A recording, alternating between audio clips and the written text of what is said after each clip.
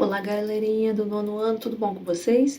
Hoje nós vamos fazer uma aula diferente. Hoje nós vamos corrigir tudo que nós vimos nas aulas anteriores. O que nós vamos fazer? Nós vamos iniciar com propriedades da matéria, que foi nossa primeira aulinha online, ok? Vamos lá então. O que nós vimos e para poder responder essa atividade? Nós vimos todo o conteúdo disponível para nós em aulas, né? A aula presencial e a aula online, ok? Propriedades da matéria. Então, nós vamos começar aqui, né? Que no formulário era para responder o e-mail e colocar o seu nome. Nós vamos começar na nossa primeira perguntinha. Massa, extensão e impenetrabilidade são exemplos de quê? Nós vimos que a propriedade da matéria ela é separada em gerais e específicas. As gerais, elas são aquelas propriedades feitas para quem? Para todo tipo de matéria. Então, qualquer tipo de matéria pode ter aquela propriedade geral. Já as específicas, como o nome já diz, ela é específica para um determinado tipo de matéria. Um determinado ponto de fusão, ponto de ebulição, um sabor, um gosto. Então, cada tipo de matéria ela tem o seu ponto específico, né? Aquilo que é característico daquela matéria. Então, aqui ele está perguntando aqui, massa, extensão, impenetrabilidade. Lembra quando eu falei com vocês da impenetrabilidade? Que é quando dois corpos não podem ocupar o mesmo lugar no espaço? Que eu dei um exemplo de um carro batendo num poste. Ou seja, a gente viu então que massa, extensão e impenetrabilidade são exemplos de quê? Propriedades gerais da matéria. Então, quem colocou propriedades gerais, certinho, acertou, ok? E a densidade? Nós falamos muito na sala de aula sobre a densidade, né? Vimos que a densidade é uma fórmula para medir duas coisinhas. Ela é a razão entre duas propriedades, né? Duas propriedades gerais da matéria. Então, quando nós falamos que a densidade é uma propriedade definida por quem? Qual é a razão que é definida a densidade? Nós vimos lá, então, que a densidade ela é definida por duas propriedades gerais da matéria. Logo, a nossa questão certa aqui é massa e volume, ok? Certo? Nós vimos, então, que a resposta é massa e volume.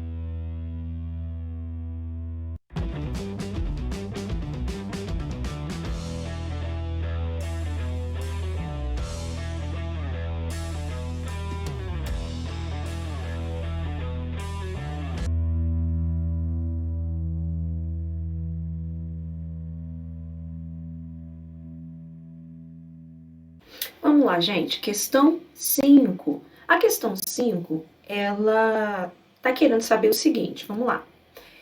Uma pessoa comprou um frasco de éter anidro, que o conteúdo do frasco não foi alterado com a adição de solvente. Basta que ele determine com exatidão o quê? A gente sabe, então, que aqui ele está querendo saber das propriedades específicas e das gerais. As gerais, a gente sabe que toda matéria ela vai ter. Então, se eu quero saber com exatidão se aquele éter ele é puro, ele não tem um solvente dentro dele, eu vou precisar, então, procurar nessa questão propriedades, então, específicas. E quais dessas aqui são propriedades específicas? A gente sabe o quê? A densidade. A gente sabe que a densidade é a razão da massa e o volume de uma substância. A gente também sabe que ela é uma propriedade específica da matéria. Então, a questão aqui, número 1, tá? Ok. O volume. O volume é uma propriedade específica ou ele é uma propriedade geral da matéria? A gente aprendeu, então, que o volume, já que a densidade é a razão da massa sobre o volume, a gente sabe, então, que a densidade ela é a razão de duas propriedades gerais da matéria. Então, volume aqui a gente vai descartar, porque volume é uma propriedade geral. Então, qualquer matéria vai ter o seu volume, pode ser igual. A temperatura de ebulição. A temperatura de ebulição é quando ele atinge um ponto mais de 100 graus Celsius. Então, a gente sabe que ponto de ebulição e fusão são propriedades específicas da matéria. Então, para a gente saber aqui sobre o éter, a gente também vai precisar saber a temperatura de ebulição, porque é específico, cada um tem o seu. Cada matéria tem a sua. Então, a gente pode utilizar também a temperatura de ebulição para descobrir se esse éter aqui ele não foi adulterado com solvente. E a massa? A gente já viu, então, que massa e volume são propriedades gerais. Então, a gente não consegue identificar uma substância somente pela massa, porque ela é geral. Então, dessas afirmações, são corretas apenas quem? A densidade e a temperatura de ebulição, ou seja, número 1 e número 3. Então, a questão correta é essa aqui. Certo? Todo mundo acertou? Eu tenho certeza que vocês foram ótimos nessa questão. Certo? Vamos então para a próxima questão. Vamos lá, nono ano, vamos na questão 7. Qual é a questão 7? Vou ler com vocês aqui. O hidróxido de magnésio possui alta basicidade, é solúvel em água e possui sabor adstringente. Palavra difícil de falar, hein, galerinha? É empregado na medicina como laxante, vendido em farmácias com o nome de leite de magnésia. As pessoas tomam geralmente quando estão com problema no estômago, porque ele é base, né? Ele é básico. Ele não é ácido, é base. Quais os tipos de propriedades do hidróxido de magnésio que estão respectivamente relacionados no texto? A gente viu aqui então que o hidróxido de magnésio, ele é base, né? Ele não é ácido. Então a gente começa a relacionar base e ácido com química. Ele é solúvel em água. Nós vimos nas propriedades físicas a solubilidade. Então, a gente já identificou aqui, ó, químico e físico. E ele tem esse sabor adstringente, que é aquele sabor que gruda na boca da gente. Então, o sabor, a gente sabe que é uma propriedade específica chamada organoléptica. Então, aqui a gente consegue já identificar qual é a questão, certo? A questão, então, aqui, a correta é química, física e organoléptica. Muito fácil essa questão, né? Foi uma questãozinha boa de fazer, certo? Então, vamos para a próxima questão. Vamos para a nossa última questão, questão 9. Falam o seguinte: as propriedades de um material utilizadas para distinguir-se um material do outro são divididas em organolépticas, físicas e químicas, certo? Então, associa a primeira coluna com a segunda e assinale a alternativa, que apresenta as ordens corretas das respostas. Então, ele quer saber o que aqui? As propriedades específicas, a física, a química e a organoléptica. O que a gente pode, então, identificar aqui? Sabor. Sabor a gente viu que é químico, é físico, é organoléptico. Nós vimos que organolépticos são as propriedades específicas que têm a ver com sabor, com cheiro, com cor.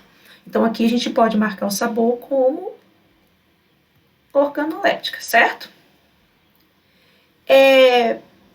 Ponto de fusão. Ponto de fusão, a gente já viu que é ponto de fusão e ebulição. Se é ponto de fusão e ponto de ebulição, nós vimos que é uma propriedade específica, é a propriedade física da matéria. Então, nós podemos marcar aqui, certo? Combustão. Combustão é quando uma substância é colocada para queima. Ocorre uma queima, então ocorre na presença de oxigênio. E então, nós sabemos então que essa propriedade é uma propriedade química, certo? Então, vamos lá. Reatividade. O que é reatividade? É a tendência que uma reação química tem de acontecer. Então, o nome já diz, é uma propriedade química, certo? Densidade. Nós já estamos carecas de saber, né? Todo mundo já sabe, eu tenho certeza que vocês já estão craques em saber. Densidade é uma propriedade física. Então, vamos lá, vamos colocar aqui física.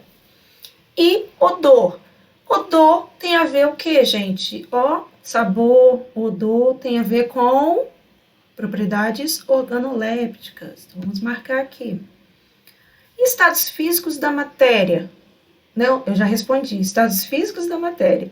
Então, a gente sabe que é físico. Então, essa é a resposta da nossa atividade, ok? Então é isso. Essa foi a nossa correção de atividade. Então, o que nós podemos dizer? Que nós aprendemos propriedades da matéria, nós fizemos as atividades na aula, né, no presencial, nós corrigimos no presencial, agora a gente está online, então nós estamos agora terminando então a nossa correção de propriedades da matéria. Então, a gente encerra aqui e a gente se vê então na próxima aula, ok, galerinha? Então tá, tchauzinho!